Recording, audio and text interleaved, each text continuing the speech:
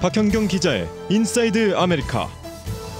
네, 박 기자 어서 오십시오. 네, 안녕하십니까. 이 사고가 발생한 지 한 달이 넘게 지났는데 지난달에 그 요발랜다 지역에서 발생한 경비행기 추락 사고 그리고 그 조종사 이야기를 좀 해봐야 되겠습니다. 네. 근데 사실 이 한 달 넘게 지났는데 이 이슈를 들고 온 데는 또 새로 나온 이야기가 있기 때문이죠.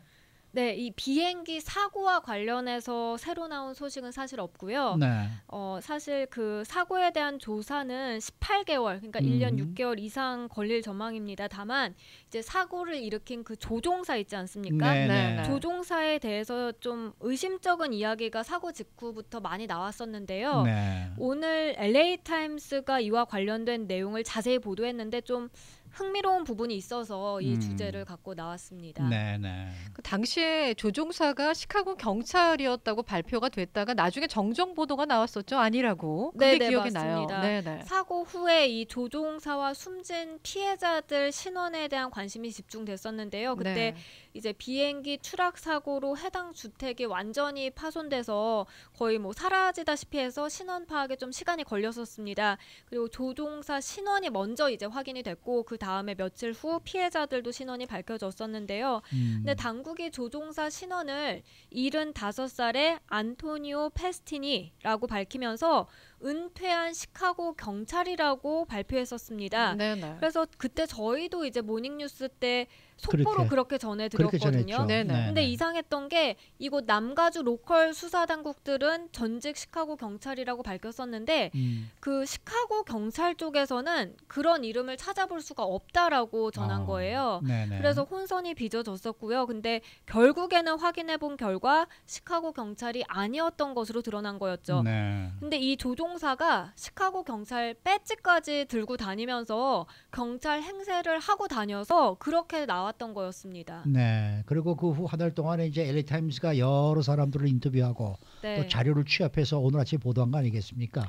네. 일단 조종사가 소지했던 시카고 경찰 배지는 1978년에 누군가 잃어버렸던 것으로 확인됐습니다. 그런데 이 조종사가 그 배지를 어떻게 손에 쥐었는지는 아직까지는 알려지지 않았고요. 네. 하지만 적어도 조종사를 경찰로 믿었던 주변인들이 많았습니다. 네. 우선 그의 조카, 엉클은 진정한 경찰이었다라고 인터뷰를 했고요. 경찰 일을 하다가 떠나면서 새로운 삶을 살고 싶어서 여러 가지 이유로 이름을 바꾼 것이었다고 전했습니다. 네.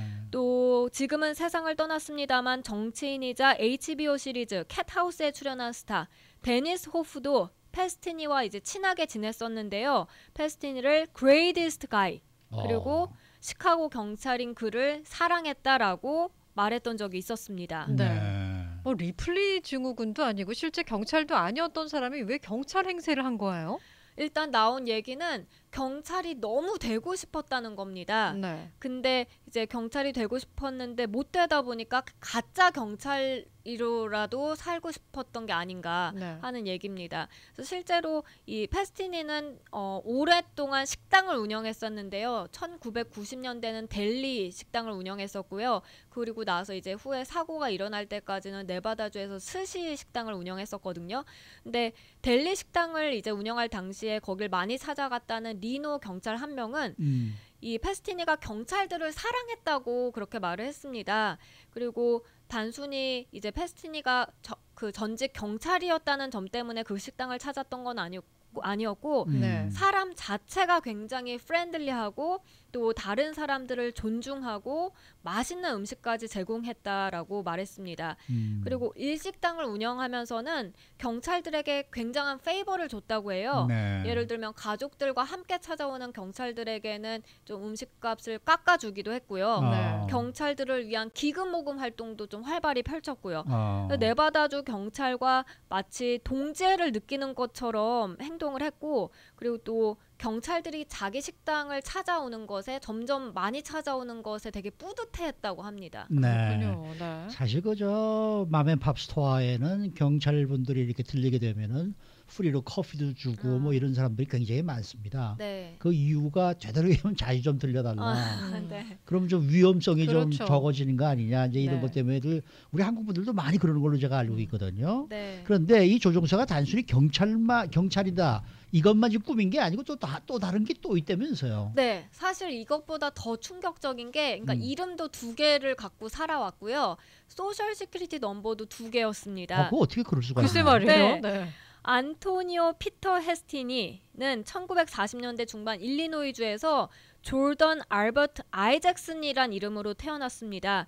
그리고 20대 초반에 캘리포니아주로 이사 오는데요. 네. 근데 1981년에 조던 아이크 에런으로, 그러니까 first name은 놔두고 middle name이랑 last name을 바꾸고요. 그다음에 2008년에 안토니오 피터 페스티니로 또 한 번 개명합니다. 그리고 이제 전 부인이 4명 있었는데요. 그중 1명이 법원 기록에서 이렇게 밝혔습니다. 운전면허증도 여러 개를 썼고 은행 어카운트도 이제 이름을 섞어서 사용했다. 그리고 거기에 의도는 돈을 이렇게 갖고 있는 돈을 숨기기 위한 것이었다. 이건 전 부인이 이렇게 주장을 했다고 합니다. 네. 나쁜 사람이네. 그러게 말이에요. 여기까지 들어보니까 뭐 이상한 점이 수상한 점이 한두 네. 가지가 아닌데요. 그 경비행기 조종하다가 사고 냈잖아요. 네. 면허 있는 건 맞아요? 면허가 있긴 있었는데 규정을 좀 여러 번 어겼던 것으로 나타났습니다. 그래서 네. 면허증이 정지된 적도 있었고요.